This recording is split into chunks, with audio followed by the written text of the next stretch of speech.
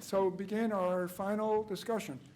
And I have a few questions for the panel that stems from these presentations. Let's start with that last point.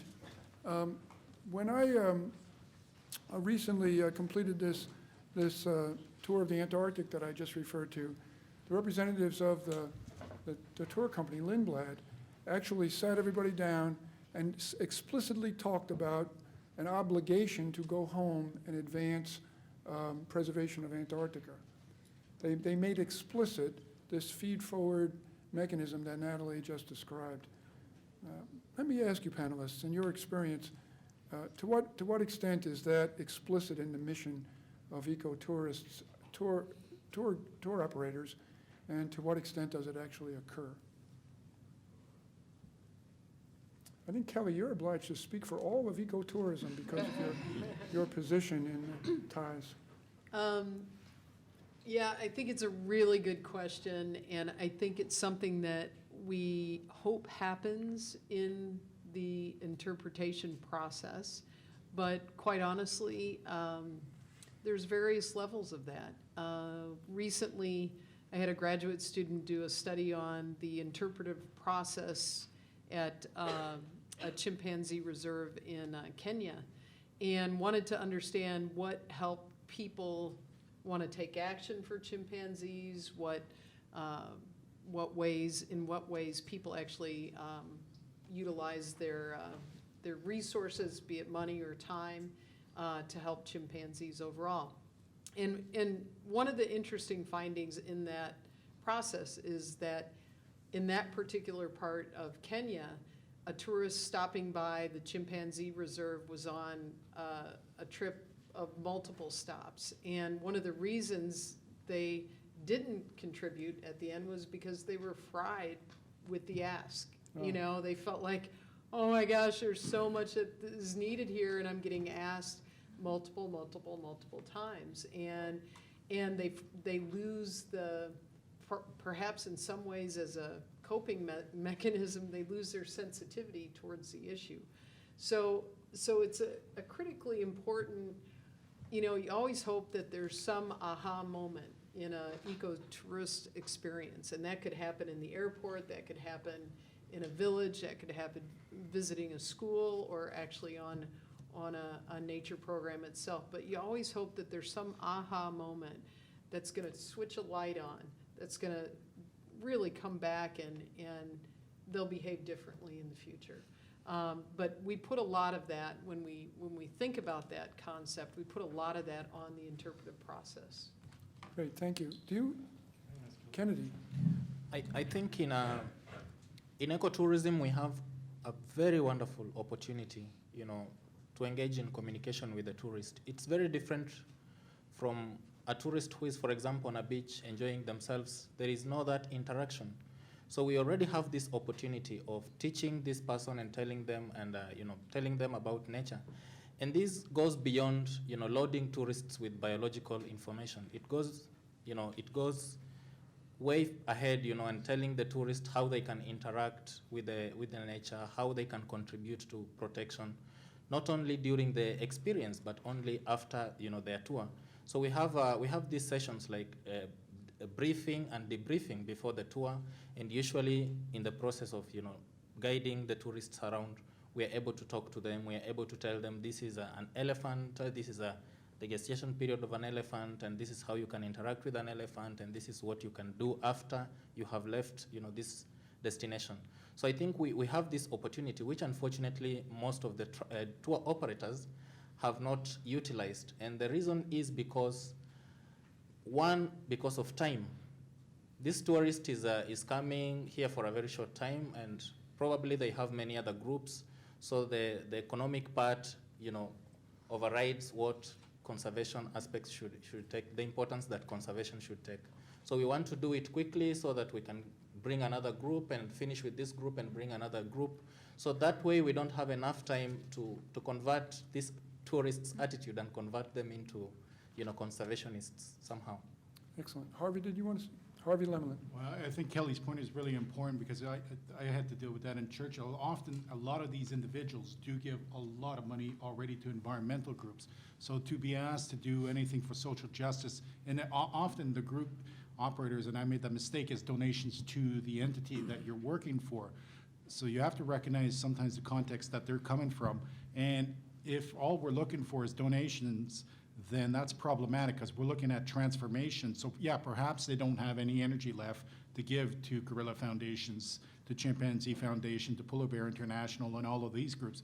But when they go home, they still have these in the back of their minds. So if you want them to be activists, then they have to be activists politically and socially. So those are the other issues. If we're just looking for straight donations, that's a bit problematic. I'm not sure, that's not what Kelly said, and that's not what I'm saying, but that's not the only indicator that we want. So yes, they become aware of these issues. The problem is this is an intangible of measurement. Very difficult. I was going to ask if there's much research on this topic, but it's that political and social benefit that Natalie was referring to and that I'm asking about. Does, in the zoo world, people say, one of the benefits of going to the zoo is you become more in love with animals, and then presumably that's an experience that makes you a better citizen of the earth. Actual data that's true from a zoo visit is very difficult to obtain. And I'm asking the same question about the ecotourism business. The model in the last slide that Natalie presented was that the person like me went to Antarctica, and I come back in love with Antarctica.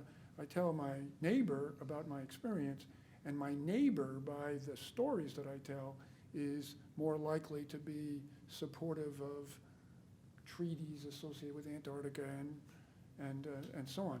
Whether or not that's true is the question, and whether or not it's the mission of ecotourism. Brian. Thanks, Michael. I just have 2 points. The first, just a quick one, is that there is some evidence from the case study, the Thelon River case study that I've been working on. The protected area, the Thelon Wildlife Sanctuary, in the 80s, the Conservative government of Canada was considering opening that up to additional exploration, resource mining exploration in the area. And the guide that was involved in my research initiated a letter writing campaign where he wrote letters to his clients, his past clients, and encouraged them to write to their members of parliament, if they're clients from the States, to write to their various representatives to tell their stories, to advocate on behalf of this sacred space. And so in hearing from that guide in particular, that was quite a provocative campaign and quite effective. I don't have any empirical data. But that's great. There's an example where some successes. And I think, but the more serious point, though, is that, and this is, I think, the gist of my talk, is that when we're talking about this feed forward mechanism or this ambassadorship associated with ecotourism, we have to realize that these are particular values that are being performed or being pushed through ecotourism, or what is labeled ecotourism, and those come from particular places, and to extend those values around across various geographies and various social spaces, political sphere, carries some severe consequences that I think we need to debate and discuss. And this idea of going to a pristine or beautiful nature space, having these very wonderful encounters with individual species or landscapes, carrying that message back, and advocating on behalf of that and making decisions. It's reminiscent of colonial kind of mentality that hasn't done a good service for a huge majority of the population on the planet. Is the ultimate implication of that is to stop doing it? Ecotourism, phase it out? I wouldn't say that, no, but I would say that we need to debate it and discuss it, and also critically interrogate our own positionality and our own privileges associated with being the people that are traveling and talking about it. Whether that's individually as tourists or as organizations like TIES, or as educators, and bringing this sort of stuff into the classroom and encouraging. I use myself as an example of just coming back from Antarctica. help me to critically analyze that. How should I approach it even better?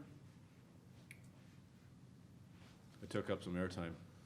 I'll let some of the others respond Okay. while I think about that. Well, yes, and we'll get together again in the future and Well, address so that question. I don't know Antarctica. I've never visited.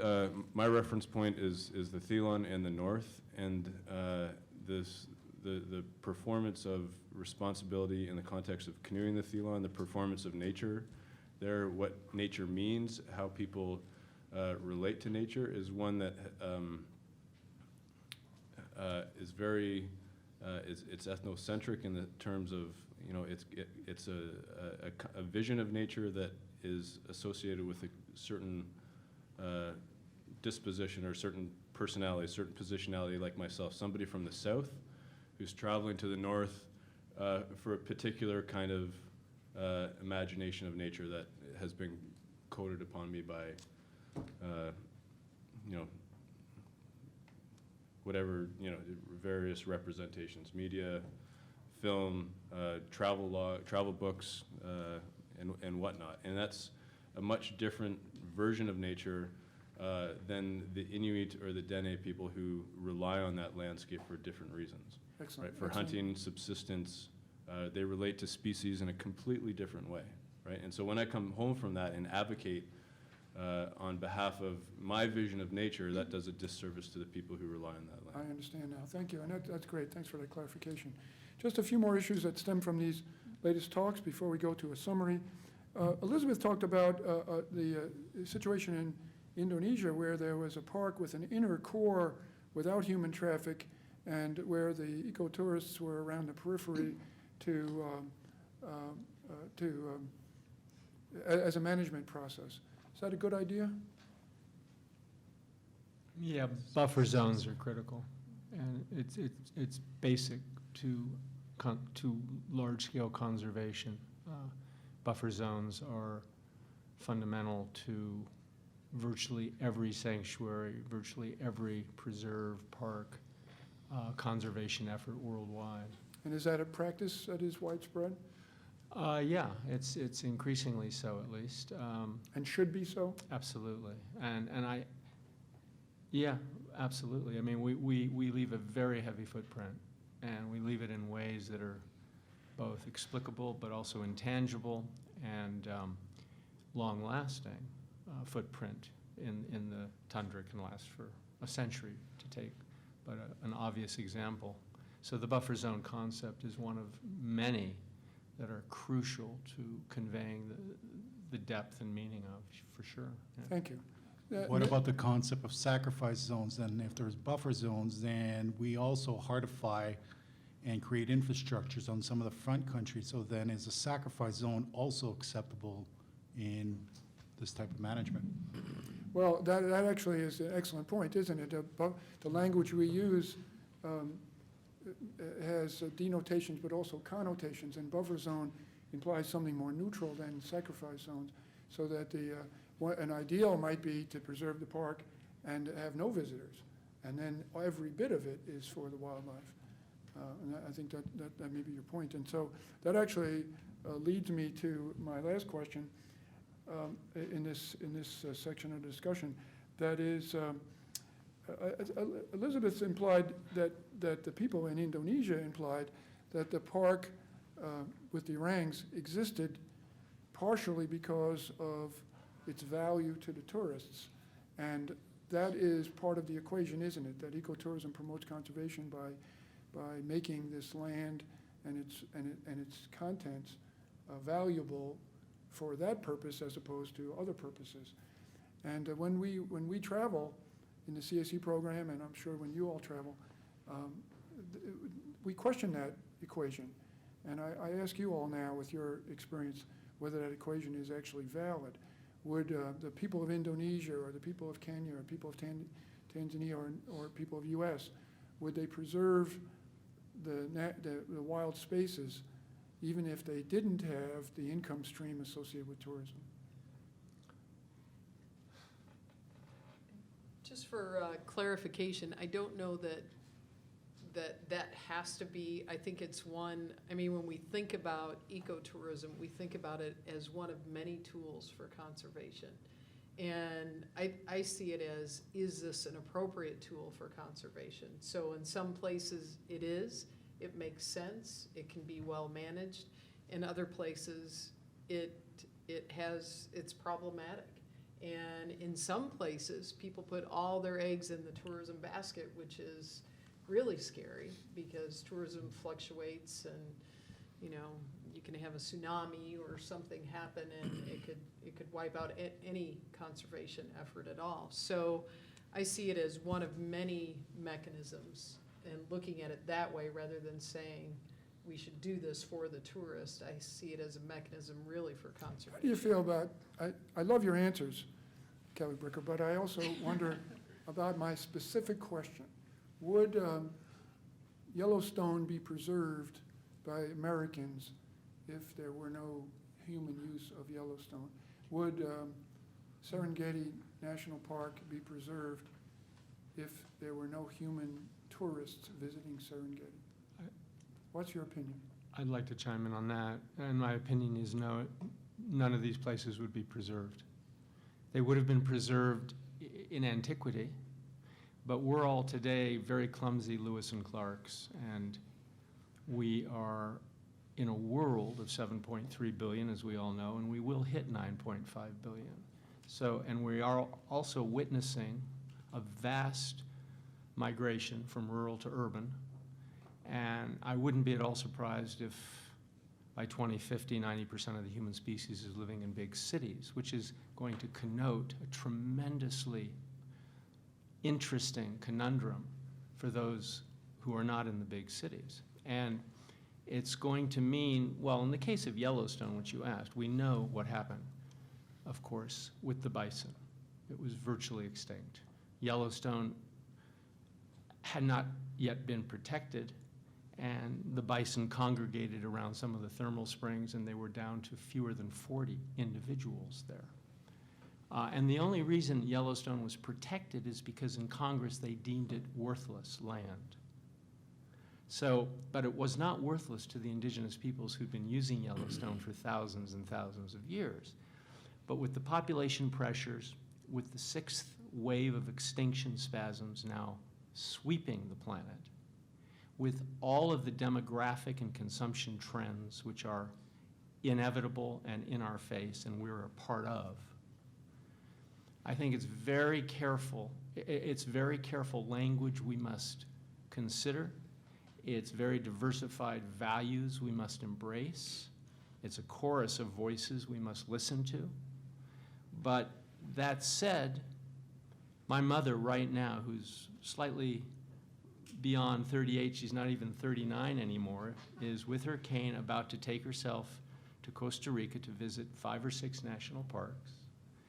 And she is sitting at home as we speak, doing all her research on family planning, human values, diet, everything she can read geopolitically about Costa Rica, every species she's likely to encounter in Costa Rica, her carbon footprint, everything she will be doing when she goes to Costa Rica, what the trade-offs are, et cetera, whether the lodges that she's going to be staying in are recycled, what's going to be with the wastewater, what's going to be with the surrounding community. She's doing her homework, and the company that is taking this product out to the marketplace, which has lured my mother, among many others, into it, is sending her some information, but not a lot. She's doing the research on her own.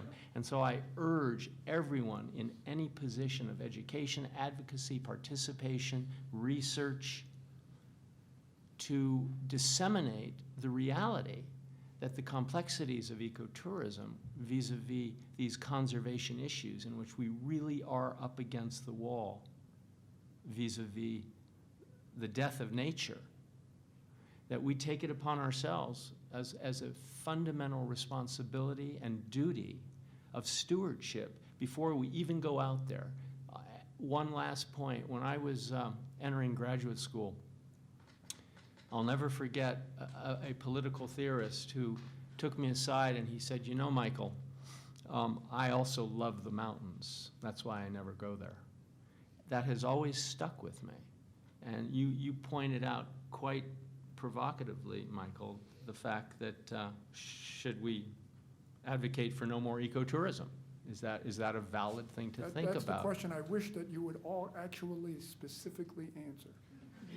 Well, I think it's a very profound question. Bernard Jacobi, in your opinion, would the people of Tanzania preserve Gombe if there were no human use of Gombe? Yes or no? Or is that, I can't get a yes or no. Basically, it's a very tricky question, and it has two aids, two parts that the government would conserve via special or via forces from maybe scientists, conservationists, and so on, whereas the local people may not participate fully in the endeavor to conserve Gombe. So what I mean is that via authority, it is possible, but the local participation, the local contribution may not be effective in that aspect. Thank you. David Fennell, what is your view? I just wanted to use the example of South Africa. There's an argument, at least in some circles in South Africa, that the lions would not be around much longer if there wasn't a canned hunt. And you know what I mean by a canned hunt? A canned hunt, for those who don't know, is that lions are bred, put in large enclosures, and then they're released to tourists who will come down and basically shoot them. And so, again, the argument is that if we can't earn money as a land use this way, then there's no sense having the lions around. Then the land would be a farm. Then the land would be a farm, right? So I guess that's one way of answering your question. That's the question. Would Gombe or Kruger or wherever, would Yellowstone be a farm if it weren't for the tourists? Kennedy. Oh, I'm sorry, Bernard. My answer is basically based on the reality that the reason for creation of Gombe National Park was basically research-based other than a recreational facility. So the actual tourism activities started in 1978, whereas the conservation was done there before. So that's why I'm saying through the legal framework, it can be preserved. However, the local people participation on the conservation efforts may be may not be fruitful. Thank you. Kenny Madgen. I was just thinking in similar lines, and you know, I was just thinking, why do we even do conservation in the first place? It's because of human activity. I mean, populations are increasing, and we need space, and we need oil, and you know, oil is under a forest, which is like very natural, and we don't have to touch that. We don't have to touch to exploit that oil, because this is natural.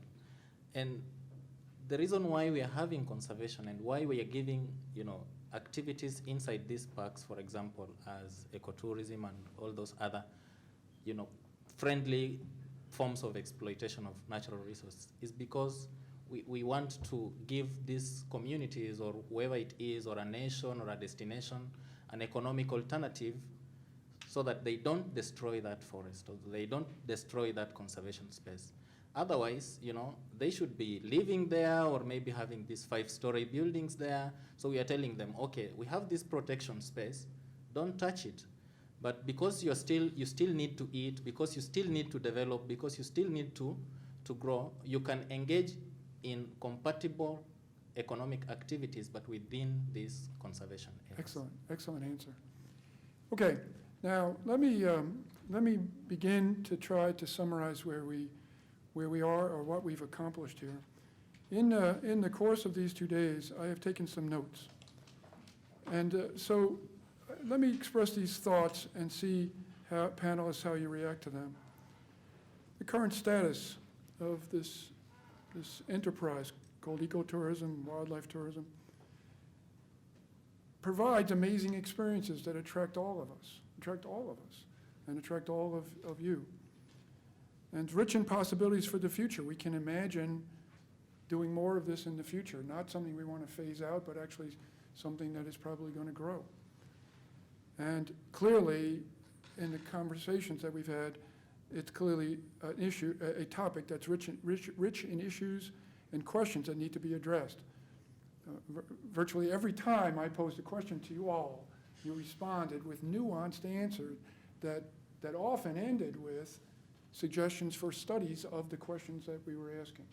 And so that's wonderful. As an academic, that strikes me as wonderful. And we've begun to identify some of these. There seemed to be a consensus among the panelists that the best practice is observation only. A look but don't touch, it wasn't something that was voiced, but it was something I wrote down in my notes. That look but don't touch might be an ethic that we would convey to our clients. It's certainly an ethic that I convey to my students when we're doing this. I mentioned leaving animal behavior unchanged. Maybe it should even be modified to be leaving its physiology unchanged, since behavior is just one index. And maybe it's best with habituated populations. That is not something about which there was necessarily consensus, but clearly I wondered about that when I talked about habituated elk herds, or when we hear about habituated chimpanzees, as opposed to the less habituated ones. There are boat-friendly whales, and there are boat-skittish whales. And the ones that are boat-friendly can be as good an experience as the one that's scoot away, and the ones that scoot away, maybe let them go. I raised earlier the question, you all raised the question about interactions, and there seemed to be a consensus, no, that the least interactive we are, the better the practice. But that wasn't a clear entire consensus on that. Clearly, touching plants and interacting with plants is different and expected and normal, and the question of interactions with invertebrates as opposed to vertebrates is still to be debated. And an exception came up that Elizabeth mentioned, and that is the ideal dream condition in which the animals approach you. And then there is this very powerful measure that David Fennell mentioned, that those of us in animal welfare often think about as the animal's choice. The animal often is built to speak to its own interests and welfare, and if the animal approaches a boat, it's so much more satisfying than when the boat seems to be chasing the animal. There seemed to be consensus about no captive animals, at least in this idealized ecotourism paradigm. And there was no enthusiasm when I asked about it for the notion of provisioning. It wasn't a complete rejection of that notion, but there was no enthusiasm, at least I didn't detect it at this table. There seemed to be mentions of obligations to convey respect. That if we do it right, then under this ecotourism paradigm, that it is an obligation from the operator to convey respect to the clients and to make that part of the agenda. They didn't sign up for a tour of India that will make you respect the wildlife more, but that if you sign up with us, by the time you leave, that should be part of it. To convey a sensitivity for animal welfare.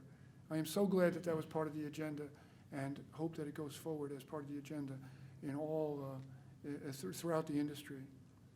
For the tour operator, for the guides, to set minimum approach distances and not the clients, despite the client's interest, or despite the client's urging. The example I gave of my own experience, where my own thumbs up leads to the tip-driven guide to actually give me even more, and then more. And he's seeing dollar signs and a smiling client. And then eventually I'm going like, whoa, what am I doing? I came from taking a photograph from an undisturbed bird to now I'm harassing birds, and I'm paying somebody to harass birds on my behalf. And that best practices, we seem to have a consensus on that. Best practices is that it's the obligation of those of us on the guide side to set those limits. there was a clear enthusiasm to educate about the less charismatic species and about ecosystems, and not just the panda, but also everything that's around the panda, not just the elephant, but everything, the entire ecosystem. And then you heard from my students talk about the pay it forward. Now, that was a very formal equation, but it's one that is part of this enterprise, and I hope that, and I heard that is something that at least deserves to be studied. We heard from the very beginning the need to add animal welfare to the guidelines, and I hope that that word comes from here and goes forward, not from David Fennell, who's been advocating this through his career, and now from him through all of us to all of you. Lastly, there was a need, this was resonated, I heard a need from you all, that a need to educate clients for realistic experiences, that they come often with unrealistic experiences. So that's not my last word here, but that's my overall summary. How panelists, did I miss anything that surely should be added to that summary? I would only add, I have concerns with the animal welfare concept.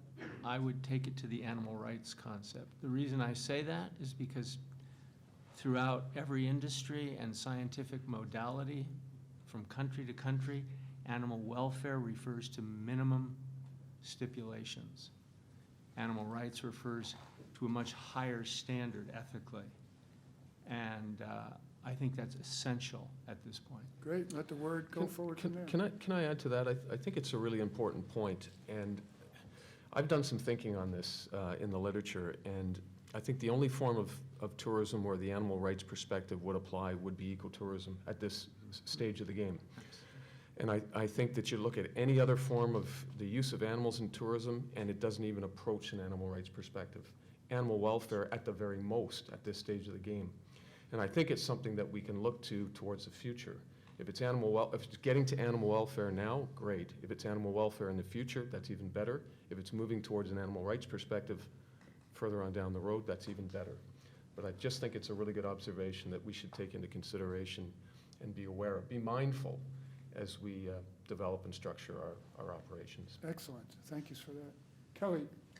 Yeah, I think the connection to community and indigenous people is a really, whatever that community is and however that is played out in various locations around the world, I think that's a huge consideration. And the welfare of communities is a huge consideration. Yeah, can be and should be added to the summary about which there is about which there should be consensus. Absolutely a difference for ecotourism. Thank you. I would just quickly add to that, which is so absolutely true and burning as an issue. Not just indigenous. Saudi Arabia right now is trying to create a tourist industry. They don't even have a tourist visa category yet, but they have one of the great coastlines on the planet.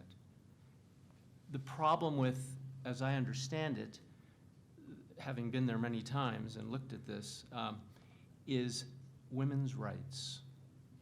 A practical issue. For 1,000 kilometers of beautiful road, a beautiful coastline, there's not a single place to stop and for a woman to go to a restroom. Yeah. Basics. They want to do it, but they're not thinking it through. So human rights, not just indigenous That's a great people's example rights. where it's not just that particular instance, but social, tying it to social justice was another theme that I did hear. And now, of course, there's a core of a paradigm, and then there's a periphery of the paradigm, but surely tying this to social justice was a consistent theme we heard. Yeah, and I certainly didn't mean just indigenous. I said community as well, and I do think that the human element as in part of the ecosystem is a really important aspect to consider, that we're a part of this ecological system, and we can't ignore that piece. Absolutely. Thank you. That's exactly what I was asking for. So now, let me ask my at least two of my colleagues to reflect. David, how did we do? What are your thoughts? Yeah, Do you want to take the podium, or do you want to speak? No, this is fine. 2 thumbs up. Should I make some observations then? Please do. Yeah, before I get into a little bit of a grocery list that I have here, I'd really like to acknowledge the students here who have been really good soldiers sitting through yesterday and certainly today as well as gentlemen working the cameras and the audio as well. This is, it's been a full day. It was an intense day yesterday, so again, 2 thumbs up to you guys as well. Good job. Just a few observations. First off, I've got written down here that we need to take a social and ecological systems approach to ecotourism. So as I look at the folks around the room, as I hear the presentation, this really rings clear for me, is that it's just not a social phenomenon here that we're talking about, but it's also certainly embedded within an ecological context here as well. So I think that's really important for the students to recognize. It's important for all of us to recognize that we just can't get away from either one of them. They're combined. They're inseparable. And so it begs for us to do as much as we possibly can to work on the melding of those two together. I thought about some of the examples. I looked at some of the examples here on the use of animals in tourism. And I think we have to take a deeper look into how animals are prepared for such use. We saw elephants being used, and there's that concept of the fajan that some of you may be aware of, and that is the breaking of the spirit of the animal to get it into a position where it will succumb to the influence of human handlers. And so while it's wonderful, I did show a picture of this on one of the slides. It's wonderful to be able to climb on the back of an animal. I think we have to understand the route, the journey that animal had to take to get into that particular position. So I think we need to be mindful of that as well.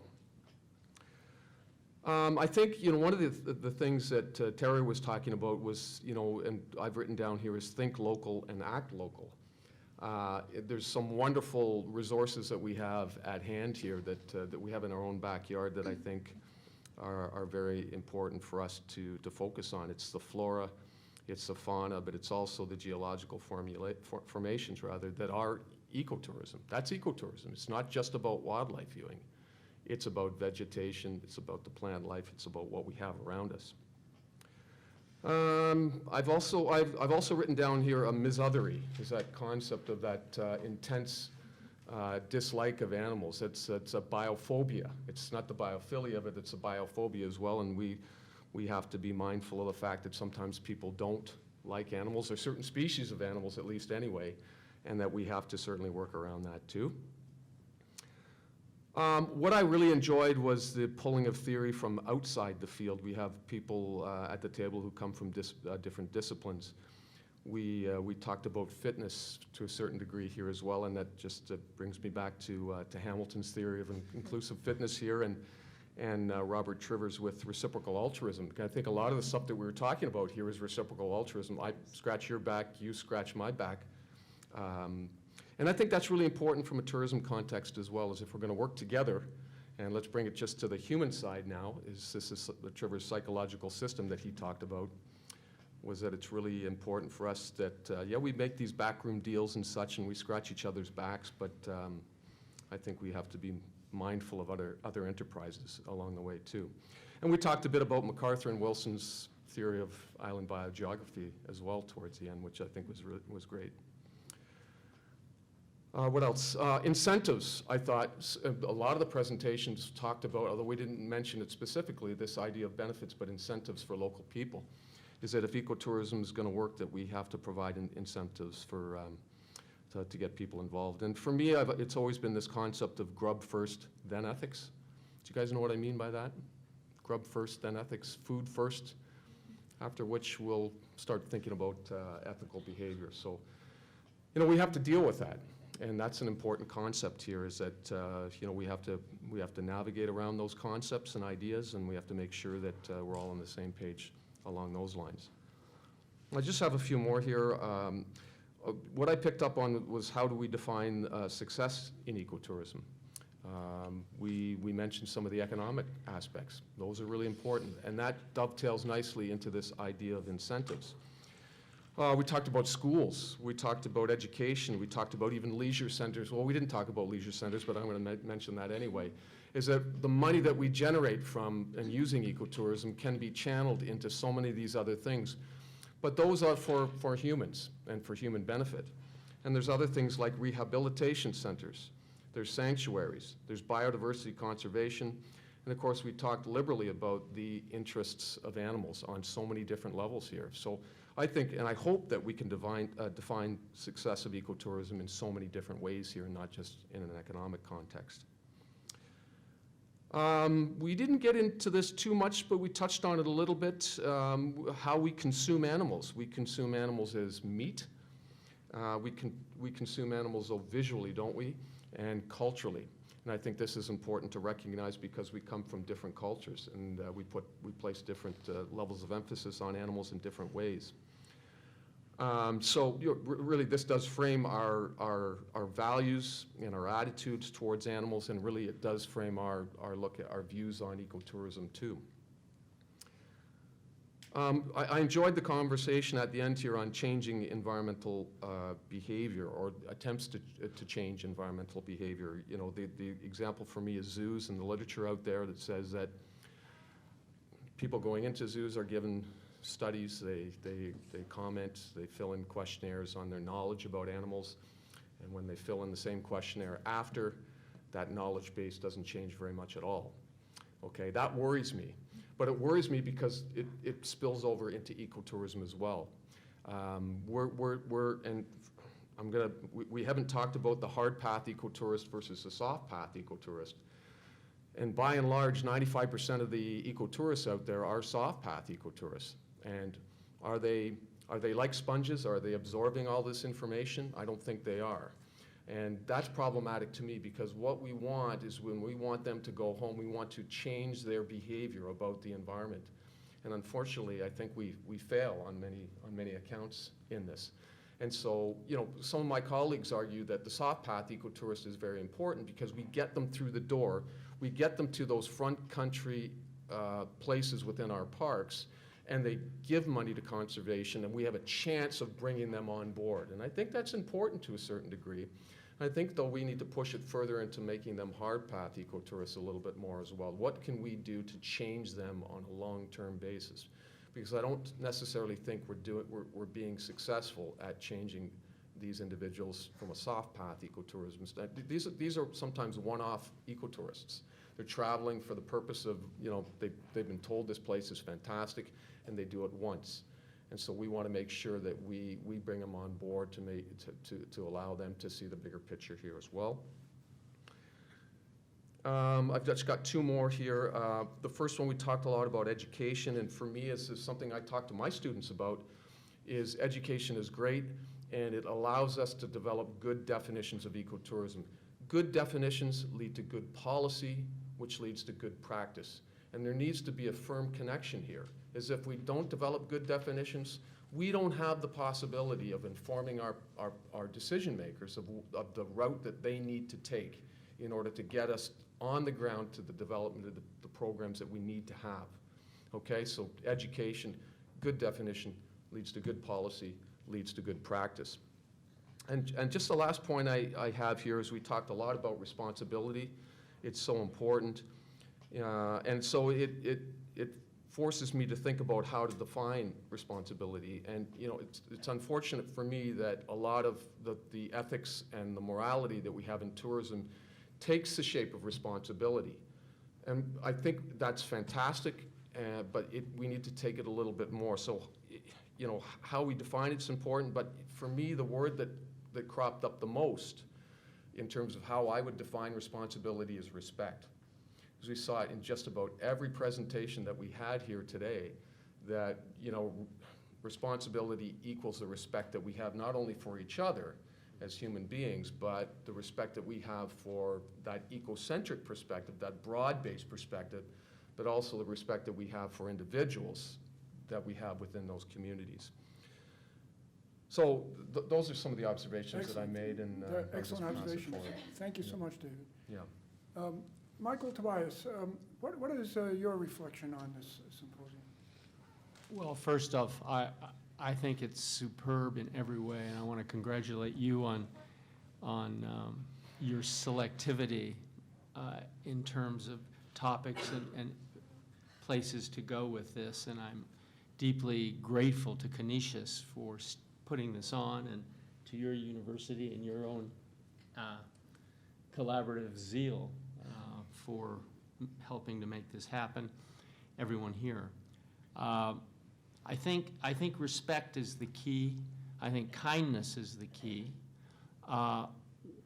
One of the critical observations that I made throughout this is that everyone seems to be nervous about going toward advocacy. At the same time, I think everyone's very realistic, as I've observed, with respect to the limitations of ecotourism in the face of overwhelming issues like inequality gaps worldwide, economic marginalization, different attitudes toward nature, how we frame nature. And I think this has, in some respects, and I have seen it and felt it in every presentation, it has, perhaps because there's cameras rolling, inhibited us a bit. That's fine. I think what has resonated is the reality that the grassroots is necessary because policymakers can't be trusted or counted on to get it. Half of this country's population still believes we grew up with dinosaurs and that climate change is a fiction.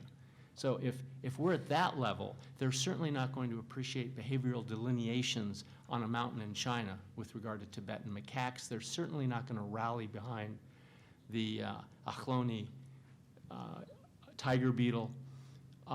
So I think realistically, if we're going to be Don Quixote about this, we have got to, I believe, advocate for the companies, the corporate branding within ecotourism to become advocates. Every country I've been to, I see people craving national parks, protected areas, and the one case study that I've been involved with, which I think is a microcosm for this whole potential, which I'm very optimistic about, because the $30 to $70 billion necessary to protect those protected areas worldwide that we now have, which are insufficiently funded and managed. The one place I would look at and ask all of you to look at under a microscope is Haiti. 90-minute flight from Fort Lauderdale. Bill and Hillary Clinton had their honeymoon in Haiti. And there's one national park that is not yet activated in the Southwest called Peak Makaya. And you've got 6,000 eco-tourist guides ready to go. And you've got 150 square kilometers of unique habitat in all of the Mediterranean hotspot. And the government is waffling for many reasons. But it's an area that you don't need a visa to go to, and it is an ideal candidate for creating a watershed with a national park, helping 900,000 marginalized people, reducing poverty, helping women, protecting rare and endemic species. It's a microcosm at our doorstep. And it's symptomatic of issues that I have heard touched upon from every speaker at this wonderful gathering. So I would leave you with that. And one last point, I don't think science needs to decode everything.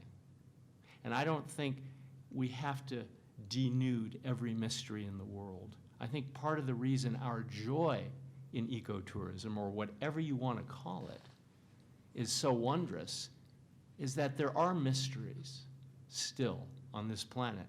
And the other point about that is we don't have time to do the kind of scientific analysis of 5, 10, 15 million species at risk. We have to streamline this process and look at whole populations and look at habitat and really get on with it quickly. That's not to say that the scientific analysis is not critical and that we shouldn't keep doing it, but I really think we are in a race to make this happen. And this generation of students and advocates and professionals and educators and researchers, we all have to work together in this symphony, and we have to move really fast. Excellent. Thank you. So, it's my pleasure to bring this symposium to an end, and it is my decision to call this symposium a success. I think we achieved our goals. If you recall, when we first started, I said that our number one goal was to define the questions, the critical variables that need to be considered. And I think we did that. And to shine light on them, and to shine light on them in a critical, analytical way, and force ourselves to discuss those issues, those questions, those variables, and ask how they can and should be better. And I think we have at least achieved the former of elucidating many of the critical variables, and we absolutely shown some light on them. We have clearly, instead of answering them, have set out an agenda for the future in the industry, in academics, and in practice, that these questions can and should be addressed, because if you recall, I described a two-dimensional graph in which we have positives and negatives. And we said ecotourism may be that ultimate dream of a positive. But the consensus seems to be is it may be, but is not yet. And so what we hope have achieved is to find at least some of those variables that can take us from where it is to where it wants to be. In any event, I thank all of the panelists for coming in for their excellent contributions, and I thank everybody in the audience, and I hereby call this symposium to an end. Thank you very much.